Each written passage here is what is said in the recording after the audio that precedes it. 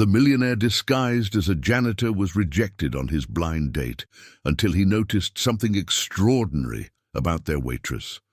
Share where you're watching from in the comments. Thanks for your support. Get ready for a story with an unexpected surprise waiting for you. The transformation took 3 hours in the private dressing room. Marcus Sterling sat motionless while his image consultant, Catherine, carefully applied aging makeup to his face. It wasn't dramatic, but subtle and sophisticated. Grey streaks were woven into his dark hair with precision. Fine lines were etched around his eyes and mouth, suggesting authentic aging. His skin took on a weathered quality, resembling someone who spent days doing labor rather than closing boardroom deals. The limp, Catherine reminded him. You need to commit fully to it, mentally and physically. A man with a limp moves through the world differently. Marcus nodded, adjusting the brown maintenance uniform that hung slightly loose on his frame. He'd lost 5 pounds deliberately. The irony wasn't lost on him. His net worth exceeded $4 billion, yet here he stood, preparing to mop floors in the very restaurant where, hours earlier, his life had fractured in the most humiliating way possible. The blind date had been his sister's idea. She'd set him up with Victoria Marchmont, a woman from one of New York's oldest families. Victoria took one look at him and ordered the most expensive wine without greeting. Their conversation consisted entirely of her discussing her Hamptons estate and her expectations for a husband's quarterly income. When Marcus gently suggested that love might matter more than money, she'd laughed, a sharp, cruel sound that echoed through the restaurant. Love? She'd scoffed. Darling, I'm looking for security. You're boring. He'd left early, unable to endure another moment of being valued for his portfolio rather than his character. Now standing in Bella Notta's kitchen, Marcus pulled on work gloves and picked up a mop. He'd arranged everything through intermediaries. As far as the restaurant was concerned, John Mitchell was a 50-year-old widower returning to the workforce after years away. The dining room was already filling with Manhattan's wealthy elite. Marcus began his work methodically, pushing his bucket past tables where people discussed their latest acquisitions with casual indifference. A woman complained about upgrading her 3rd vacation home. A man grumbled that his yacht wasn't large enough for the summer season. He felt nothing but deep, aching emptiness watching it all. That's when she emerged from the kitchen, a woman with shoulder-length black hair caught back in a practical ponytail and an expression of genuine warmth that seemed entirely out of place in this temple of material excess. She moved between tables with effortless grace, remembering details that went far beyond what was required. When an elderly gentleman mentioned his wife had passed away that morning, Marcus watched, transfixed, as she sat beside him for a moment, her hand briefly touching his shoulder, offering genuine condolences.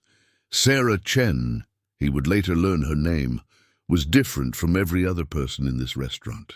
Marcus continued mopping, but his attention remained entirely fixed on her. She worked with quiet competence that spoke of someone who took genuine pride in caring for others. When a young child spilled his juice, she knelt beside the boy, made him laugh with a joke about clumsy dinosaurs, and helped him clean up so he'd feel capable rather than ashamed. At one point, their eyes met briefly. She offered him a small smile, the kind of genuine acknowledgement that service workers rarely receive, and returned to her customers. By the end of the evening, Marcus found himself thinking about a woman who seemed to understand something fundamental about human dignity that billionaires spent millions on therapists trying to grasp. He would return tomorrow night, and the night after that. Sarah Chen had worked at Bella Notte for 2 years and had developed an almost supernatural ability to read people. Her mother, who'd spent 40 years as a nurse, had taught her that everyone carries invisible stories written across their face and eyes. Kindness isn't about grand gestures, her mother had said. It's about seeing someone completely and choosing to ease their burden, even in small ways. Sarah lived by that philosophy, even when it made her job harder than it needed to be. Her apartment in Queens was small, a studio she shared with 2 roommates. She took the subway 40 minutes each way to work, spent 10 hours on her feet, and still volunteered every other Sunday at a community center teaching children English. Money was perpetually tight, but she'd made peace with that years ago, understanding that wealth was measured in different currencies than dollars. What she hadn't made peace with was loneliness. At 29 years old, Sarah had watched her friends pair off and build the lives they'd dreamed about. Her sister in San Francisco had 2 children and a successful marriage. Her best friend was planning her wedding. Even her roommate Jennifer, who worked at a bookstore, had found someone kind who loved her. Sarah had tried. She'd done the dating apps, the blind dates, the awkward coffee meetings, but something was always missing, a spark of genuine connection, a sense of being truly seen rather than simply paired off. So she'd focused deliberately on what she could control, being present for her customers, finding joy in small moments, and saving her money with the distant hope of eventually opening a small cafe where she could create a space of belonging for others. The night the older janitor arrived was unremarkable at first. Sarah had greeted him with the same kindness she offered everyone, and he'd responded with a subtle smile that suggested he understood the rarity of what she'd offered. Over the next week, she noticed things about John Mitchell that didn't add up. The way he moved, despite the convincing limp, suggested someone trained in physical discipline. When she overheard him speaking with another staff member, his vocabulary suggested education far beyond what his employment history indicated. More mysteriously, he seemed to watch her, not in a predatory way. Nothing about his attention felt threatening. Rather, it seemed like he was studying her carefully, trying to solve some equation. On the 4th evening, Sarah found herself alone in the kitchen with him. "You're not really a janitor," she said, not as an accusation, but as a simple statement of fact. Marcus froze mid-stroke. Years of boardroom negotiations had not prepared him for the moment when someone saw through his carefully constructed disguise. "I'm not sure what you mean," he said carefully, maintaining his accent. Sarah smiled, a knowing, gentle smile. "My mother always said that a person's true self leaks out in the smallest moments. You hold that mop handle like someone who spent their life holding steering wheels, not cleaning tools. You notice details about the restaurant's operations that no janitor would care about. And you explained molecular gastronomy to Mrs. Patterson, a detailed explanation that most educated people wouldn't know." She leaned against the counter, not threatening, just waiting. "Why?" she asked simply. "Why disguise yourself?" Marcus set down the mop and made a decision. His therapist would later tell him it was the most important decision of his life. "Because the real me is invisible," he said quietly. "When people see me, they see wealth, power, a potential acquisition. I wanted to know if anyone could see the person underneath." Sarah's expression softened with understanding. "And what did you discover?" Marcus looked at her directly. "That there are people in this world who are remarkably kind, even to those they believe have nothing. That maybe the person I needed to see most clearly was myself." Something profound shifted in that moment. Sarah didn't ask him to remove the disguise or prove his identity. She simply nodded. "My break is in 10 minutes, she said. "There's a small park 3 blocks from here. If you'd like to walk, I'd like to listen to your real story." For the first time in years, Marcus Sterling felt genuinely seen. The park at dusk was quiet, the golden light painting everything in shades of amber and rose. They sat on a bench near the fountain, the sound of water creating a gentle backdrop to their conversation. Marcus found himself telling her everything, not because he was trying to impress her, but because she asked questions that demanded honesty, that suggested she genuinely wanted to understand not just the facts of his life, but the emotional truth underneath them.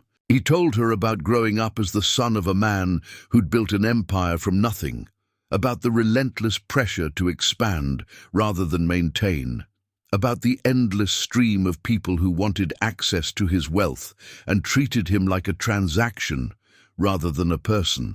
He explained his sister's concern that he'd become increasingly isolated, trapped in a tower of privilege that had become more prison than sanctuary. He described the blind date with Victoria in painful detail, the way she'd ordered wine before looking at him, the cruelty in her laughter, the final humiliation of being told he was boring, as though his entire essence could be condensed into a single dismissive word.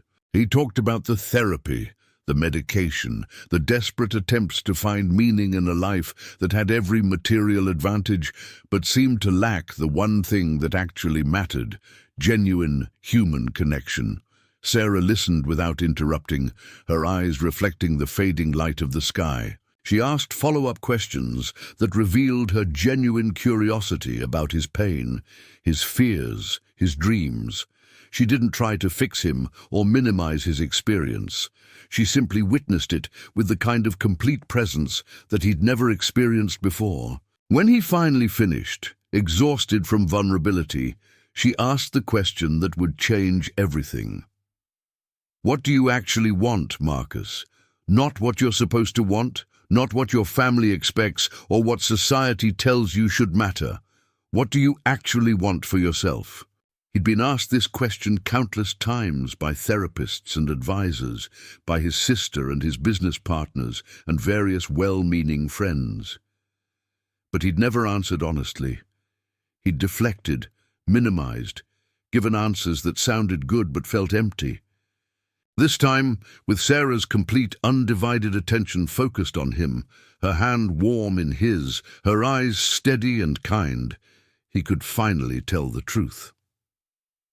"I want to matter to someone as a person," he said slowly, the words feeling fragile and precious.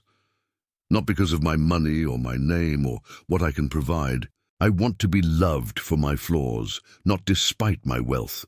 I want to build something meaningful with another person, something that isn't about power or status or expansion or any of the things that have defined my entire life. I want to be known completely, all the broken parts, all the ways I'm damaged and complicated and sometimes afraid, and still be chosen.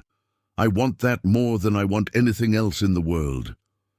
Sarah reached out and took his hand. It was a simple gesture, but it carried the weight of genuine human connection, of one person fully accepting another person's vulnerability. "The fact that you're brave enough to want that puts you ahead of most people I've met," she said, her voice soft but steady. "Even the ones without billions of dollars. Even the ones who claim to want real connection, but are too afraid to risk this kind of vulnerability. You're asking for something real, Marcus. That matters." Over the next 3 weeks, Marcus continued his work as a janitor at Millionaire, each shift becoming less about surveillance and more about genuine presence in Sarah's life. They took walks after her shifts through Manhattan's streets, sometimes in silence, sometimes in deep conversation about everything from philosophy to their childhoods. They talked in quiet cafes where nobody recognized him, in parks where they could sit for hours without the weight of his identity pressing down on them. They rode the subway back to Queens, sitting close together as the train rattled through tunnels, sharing earbuds to listen to music, having conversations that ranged from profound to playful. He learned that her parents had immigrated from Taiwan with virtually nothing, had worked 18-hour days building a small restaurant business, and had deliberately chosen sacrifice so their children could have opportunities they'd never had. He learned that Sarah had felt the weight of that sacrifice her entire life, and that she'd chosen a life of service, not out of obligation, but because helping others made her feel connected to the legacy her parents had created through their own generosity of spirit. He learned that she dreamed of opening a small cafe someday, a space that would be a genuine gathering place where people felt seen and valued rather than simply transacted with. The more he listened to her dreams, the more he understood that she was describing something sacred. On their 20th evening together, sitting in a small Vietnamese restaurant in Flushing, where Sarah's parents' friends owned the business, he finally shared his real name and background. The moment the words left his mouth, "I'm actually Marcus Sterling, not John Mitchell." He waited for her to recoil, to feel betrayed by the ongoing deception. Instead, she simply nodded, as though she'd been waiting for him to be ready to share that part of himself. Her mother, watching them from across the restaurant with the keen observation of someone who'd raised strong daughters, recognized immediately what was happening. When Sarah briefly excused herself to visit the restroom, her mother sat down across from Marcus with the kind of directness that spoke of someone who'd built a business through strength and clarity. "You're the one," her mother said in Mandarin accented English, her eyes searching his face. "The one she's been waiting for her whole life. I can see it in how you look at her. But I need to tell you something. She gives too much of herself away already. She doesn't protect her own heart enough. So if you're going to love her, you need to be worthy of that love. You need to be honest with her, always, because lies will destroy what you two have built." Marcus felt the weight of that responsibility settle into his chest. "I promise you," he said quietly, "I will be worthy of her, or I won't be in her life at all." That night, Marcus took her to his penthouse. The elevator ride up 63 floors felt like crossing into another world entirely, and they both sensed it. The elevator was silent, except for the soft hum of machinery, both of them understanding without words that they were crossing a significant threshold, that this moment would determine the trajectory of everything that came after. The elevator doors opened to reveal the expansive living space with its floor-to-ceiling windows overlooking Manhattan's glittering lights, and Sarah's breath caught. But it wasn't wonder at the grandeur that took her breath away. It was the profound, almost shocking absence of personal touches. The apartment was impeccably decorated by some famous designer, no doubt, but it looked like a showroom, cold, beautiful, utterly lifeless. There were no photographs of family or friends, no books with dog-eared pages, no evidence of actual human life being lived in this space. "This is where I live," Marcus said, "but it's where I exist. I don't think I've ever truly lived here." Sarah walked slowly through the space. When she reached the windows, she turned back to him. "Homes aren't made by square footage. They're made by the people in them. This place is empty because you've been empty, hiding, waiting for someone brave enough to love you unconditionally." She crossed the room and stood before him. "I'm brave enough, Marcus, but I need to know you're brave enough too, because once I'm all in completely. There's no half measures for me." Marcus reached out and drew her close, understanding that this moment was the true transformation, not the disguise falling away, but the walls around his heart finally crumbling. The decision to go public with their relationship proved far more complicated than either anticipated. Marcus's world wasn't kind to surprises. The headlines were brutal. "Sterling dynasty falls for service worker, genuine love or gold digger." "Can love bridge the class divide? Marcus Sterling's unlikely romance." Sarah's co-workers became uncomfortable around her. Her roommates, initially excited, began to drift once they realized Sarah's relationship didn't translate into material benefits. The most significant challenge came from Marcus's mother, Eleanor Sterling. She requested a private meeting at the Sterling family estate in the Hamptons. Eleanor received Sarah in the formal sitting room, studying her with eyes that had negotiated billion-dollar deals. "You understand what you're taking on," Eleanor said without preamble. "My son isn't simply a man. He's a legacy. His wife will need to be a partner in preserving that legacy, hosting charity galas, serving on foundation boards, representing the family with grace." Sarah met Eleanor's gaze steadily. "I love your son as a person, not as a legacy. I'm not interested in expanding anything except his happiness and my own." Eleanor's expression remained unchanged, but something flickered in her eyes. For the first time, Sarah saw something human beneath her armor, a woman who'd sacrificed her own happiness for duty. "Promise me something," Eleanor said quietly. "Promise me you won't let this world change who you are. Promise me you'll keep him human."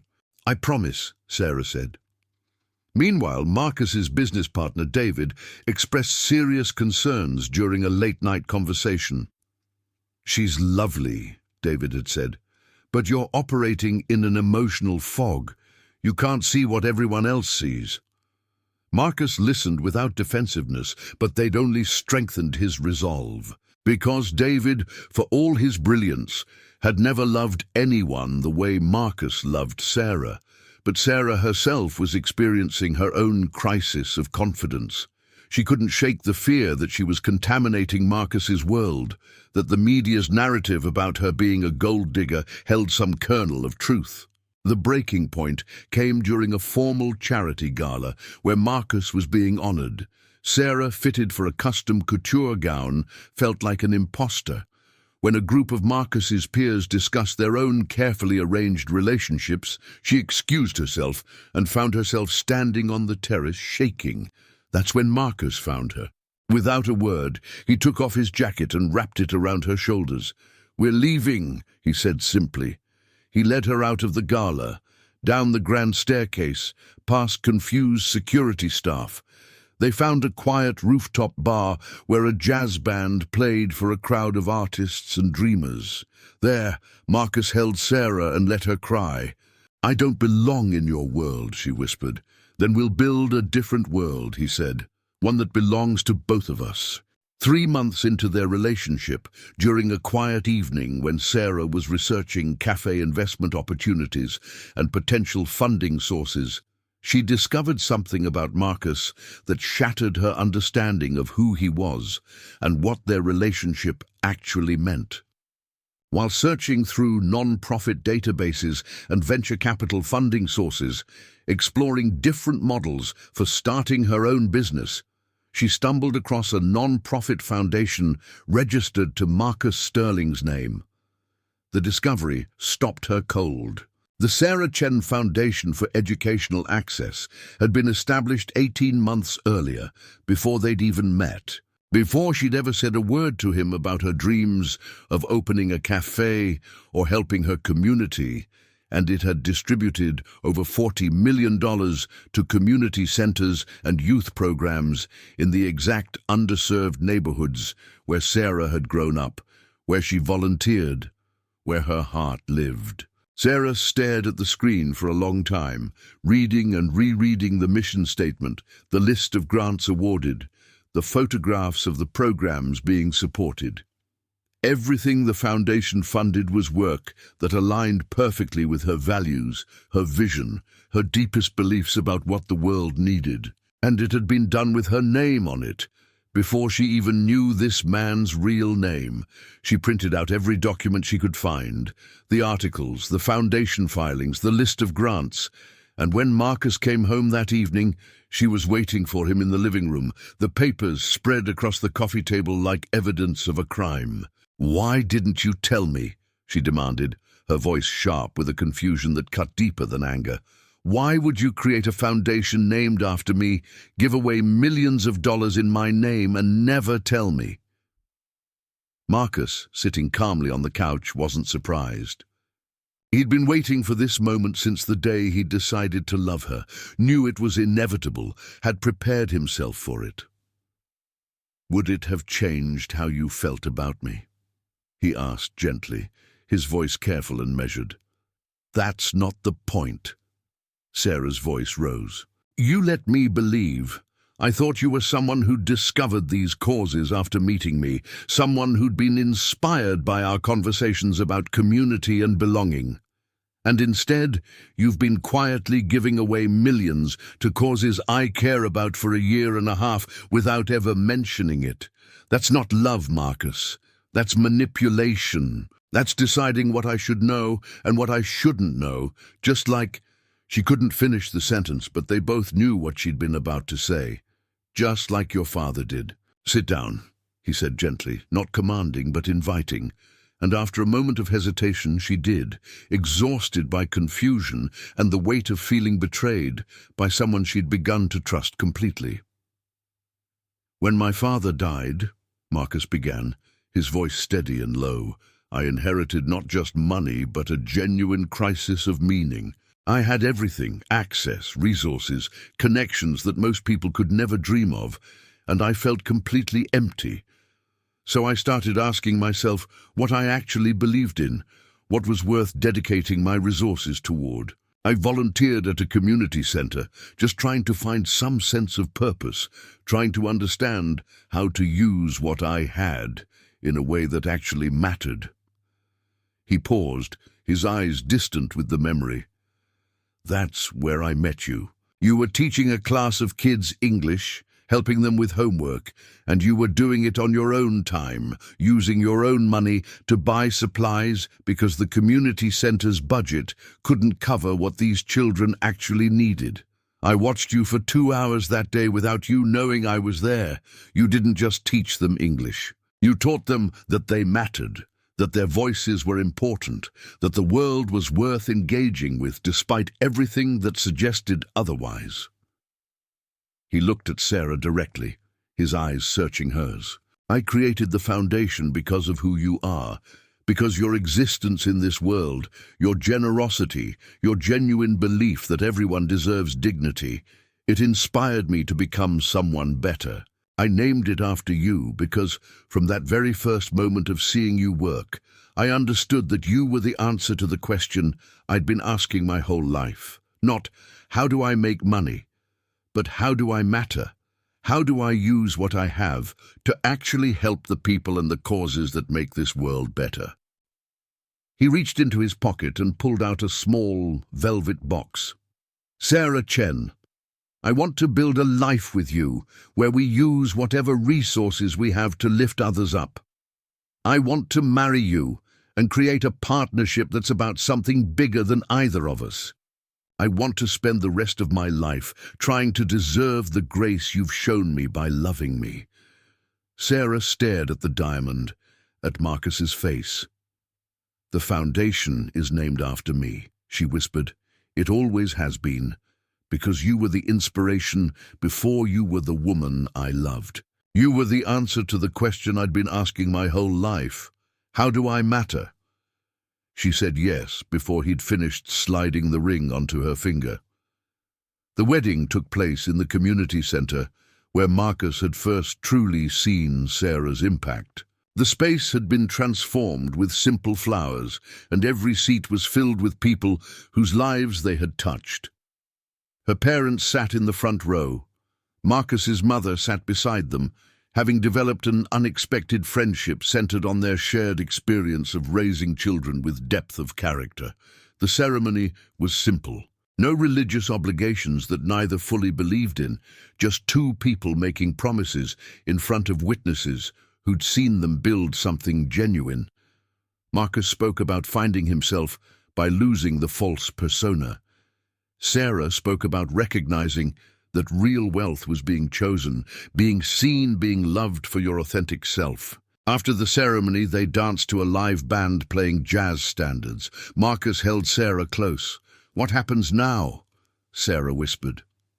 Now we live, Marcus said. Fully, completely, without pretense. We use the foundation to help more people. We open that cafe you dreamed about. We build a home filled with warmth and laughter and purpose. No more disguises. No more disguises. You saw through them anyway. You always have. They honeymooned in Vietnam, staying in modest guest houses, exploring Marcus's heritage, and taking time to simply be together.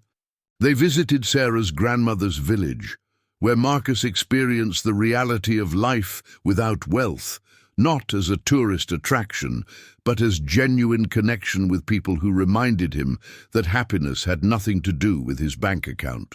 Returning to New York, they moved into a penthouse that Sarah had helped decorate. The walls were filled with art from community centers they supported. The kitchen became the heart of the home, where they cooked together and invited friends over. The Sarah Chen Foundation expanded rapidly, but not in traditional ways. They worked in partnership with communities to identify and support local leaders. Sarah took a leadership role, where her instinct for human dignity became the foundation's guiding philosophy. Marcus began a gradual transition away from Sterling Industries, allowing David to expand his role. Marcus focused his energy on the foundation and on building something with Sarah entirely their own, not shaped by family legacy, but by their shared values. 6 months into their marriage, Emma Chen, Sarah's older sister living in San Francisco, appeared at the foundation's offices, a woman Sarah hadn't expected to see. "I'm here because I care about you, and I think you're being manipulated," Emma began without preamble. "His business practices aren't as squeaky clean as his public image suggests. Sterling Industries has been involved in real estate development that's displaced thousands of low-income families. His foundation might be doing good work now, but it's essentially him using your ethics to whitewash his corporate reputation." Sarah's first instinct was to defend Marcus, but Emma's words struck deeper because she knew her sister wouldn't make such serious accusations without research. That evening, when Marcus came home, Sarah asked him about it directly. She'd learned their relationship thrived on honesty. Marcus was quiet for a long time. When he spoke, he confirmed what Emma had said. "It's one of the reasons I've been stepping back," he explained. "My father built this company believing in expansion over ethics, in profit over people.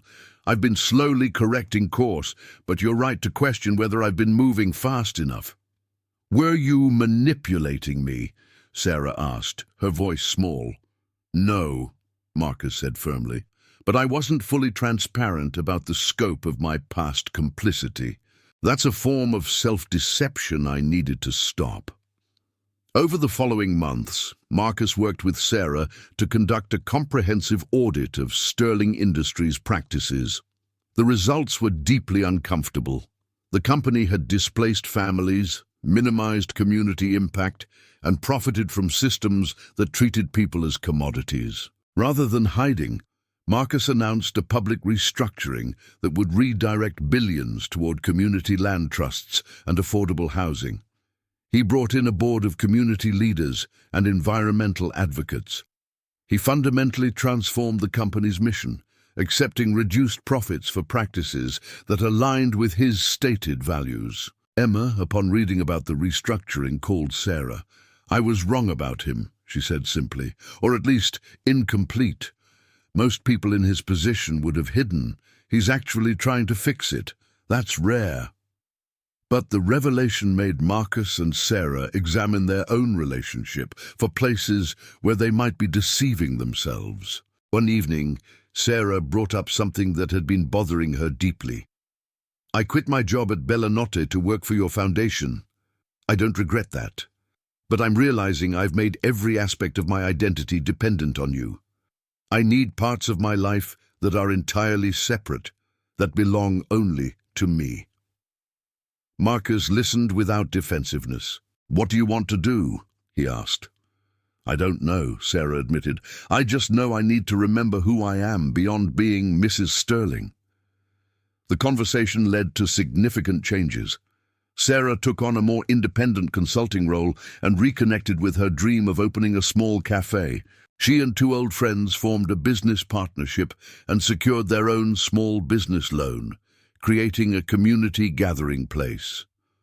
Marcus actively supported her independence, understanding that the strength of their relationship depended on both maintaining their individual identities. A year into their marriage, Sarah's cafe opened to a modest but genuine celebration. Sarah named it Roots, a name reflecting her belief that people need to feel grounded, connected to something deeper than transaction. Within 3 months, Roots had become a gathering place for artists, students, elderly people who'd have otherwise sat alone, young parents seeking connection. The profit margins were modest, but the human impact was profound.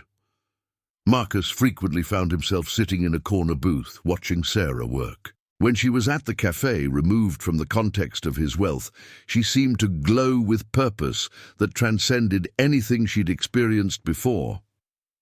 Meanwhile, the foundation itself was evolving in unexpected ways. David Chen, his business partner, requested a private meeting. "I want to divest from Sterling Industries," David said, "but I want to do it in a way that creates opportunity. I want to use my shares to fund a separate initiative, a business school designed to teach entrepreneurship to underserved communities." "What changed?" Marcus asked. "Watching you," David said simply. "Watching how you had everything and you were miserable. And then, watching Sarah come into your life and completely reorient your priorities. I want to build something that matters." David's initiative became another pillar of their collective work, specifically focused on economic empowerment through education.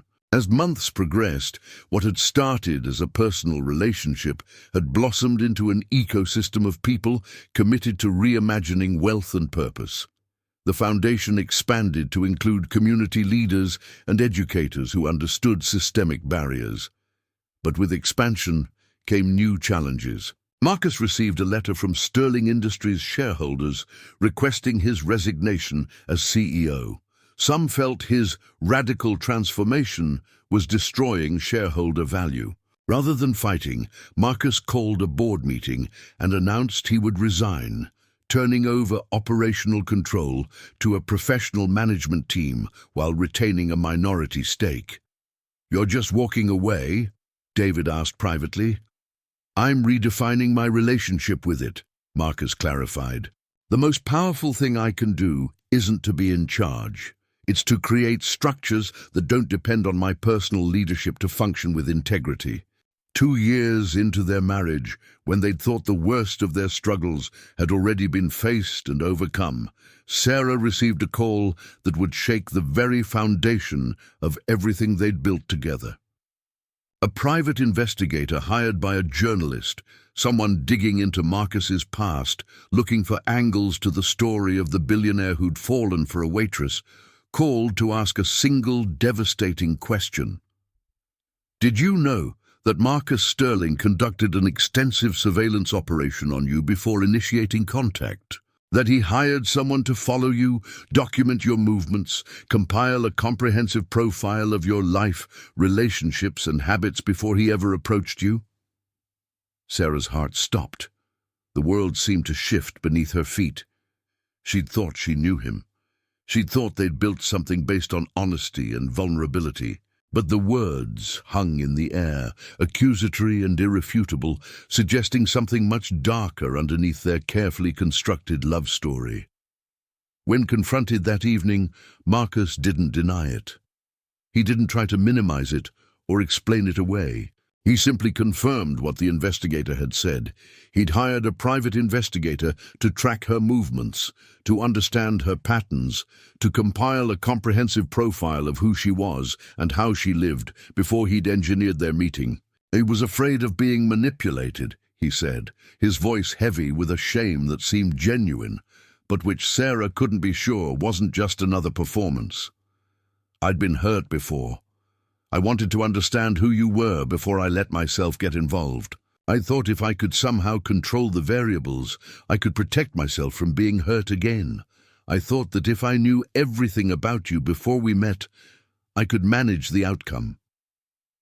Sarah felt something crack open inside her chest, not the gentle breaking that comes with vulnerability, but the sharp, jagged breaking that comes with violation. "You violated my privacy," she said, her voice cold in a way Marcus had never heard it before. "You gathered information on me without my consent. You orchestrated our entire relationship based on covert intelligence. You watched me without me knowing you were watching. You studied me like some project to be managed. That's not love, Marcus. That's control. That's exactly what you say you never wanted to be, someone who tries to manage and dominate through information and power." For the first time since they'd met, Sarah left. She packed a bag methodically, not in anger but in the careful, deliberate movements of someone making a final decision. She left without a word, went to stay with her parents, and didn't answer Marcus's calls or texts for 2 weeks.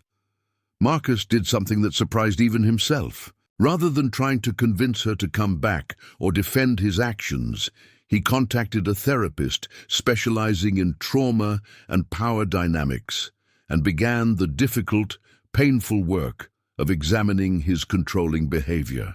In sessions 3 times a week, he began to understand that his childhood had been completely saturated with his father's need to control everything: relationships, conversations, outcomes, other people's emotions and choices. He'd internalized the belief that the only way to protect himself was to gather information and manage outcomes, that love was something to be orchestrated rather than experienced.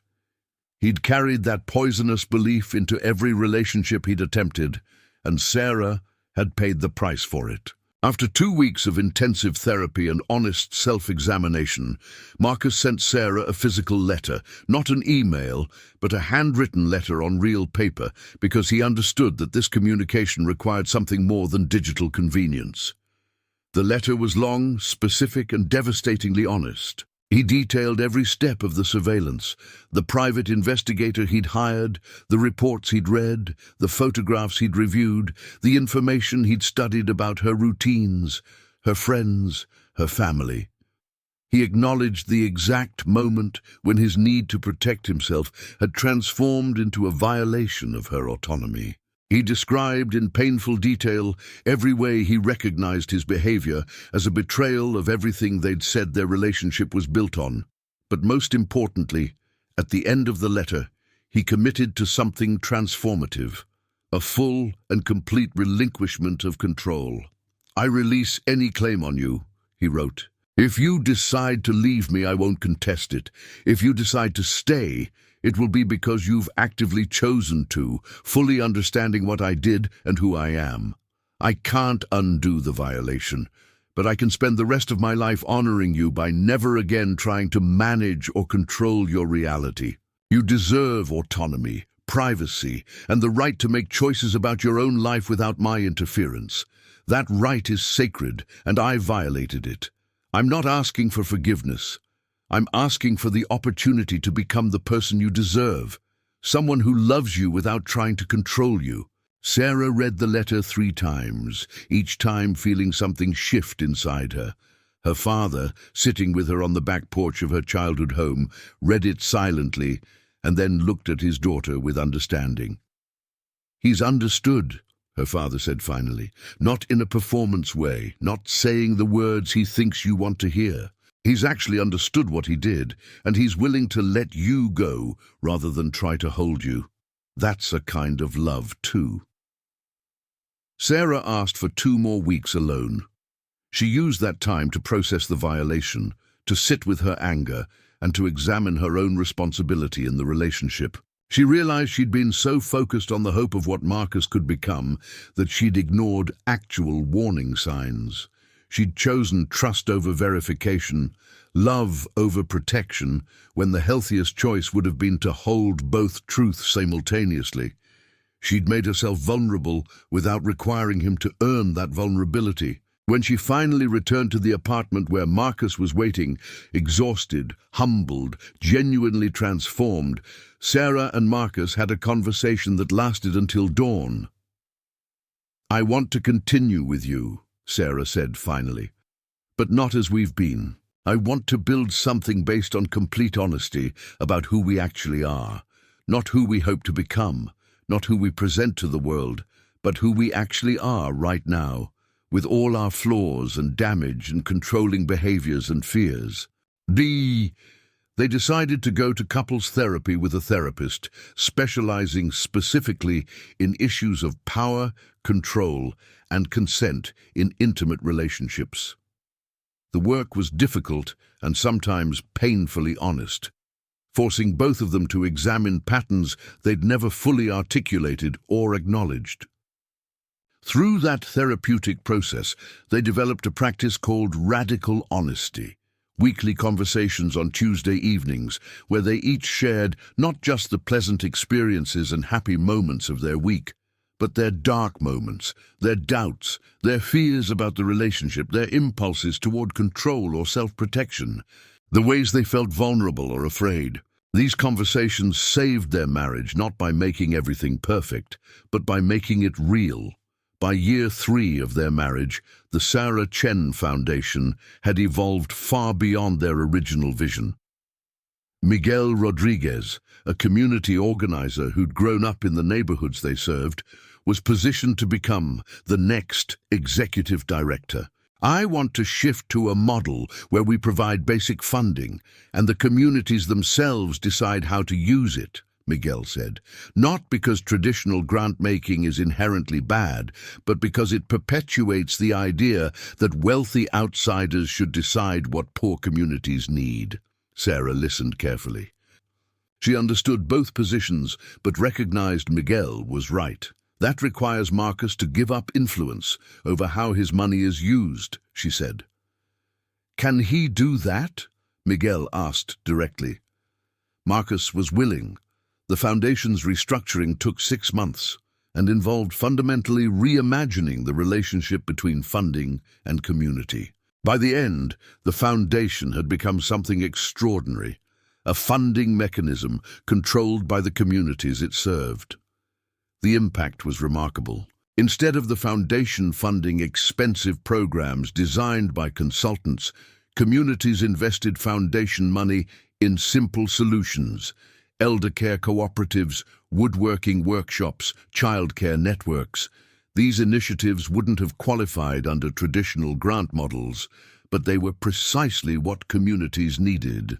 David Chen's entrepreneurship education initiative followed a similar transformation. Sarah's cafe, Roots, had expanded to 3 locations by this time, though she remained hands-on in the original. She discovered that her true gift was creating spaces where people felt seen and valued. 7 years into their marriage, Sarah and Marcus had built a life that would have seemed impossible at the beginning. Their home was warm and lived in, filled with children's art projects, overflowing bookshelves, plants from Sarah's mother. Emma was 6 years old. Jacob was 3. Both children had been raised with explicit values about privilege, responsibility, and the importance of seeing other people's humanity. The foundation had continued to evolve. Miguel Rodriguez, now the foundation's executive director, had pioneered a new model where communities decided how to use foundation resources. "The best thing you could have done," Miguel told Marcus and Sarah, "was get out of the way. You created the space, and then you trusted us to fill it with wisdom that you don't have and couldn't have." David Chen's entrepreneurship initiative had expanded to 8 cities, with community members serving as co-directors. One evening, when David mentioned he was thinking about running for city council, Sarah asked if he was ready for that scrutiny. "No," David admitted, "but I have an obligation to use whatever platform I've developed." Marcus reached over and squeezed David's shoulder. "I'm proud of you," he said simply. That evening was reflective, the kind of quiet celebration that comes when people recognize how far they've come together. After David left, Marcus and Sarah put the children to bed and sat on the balcony of their apartment. "I was thinking about something today," Marcus said, his hand finding Sarah's. "When I was disguised as a janitor, I thought the transformation would be putting on the disguise. But the real transformation was learning to take it off. Not just the makeup, but all the walls I'd built. That required someone brave enough to see through them and patient enough to wait for me to understand what I needed to become." "I was terrified," Sarah admitted, "but I recognized something essential about you. Beneath all the wealth and the elaborate scheme, there was someone capable of genuine honesty, and that was worth the risk." They sat in comfortable silence, the kind that only comes after years of genuine partnership. "Do you ever regret it?"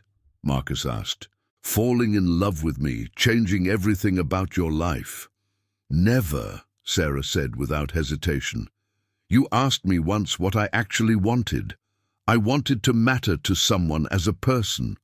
I have that now, with you, with our children, with the communities we serve.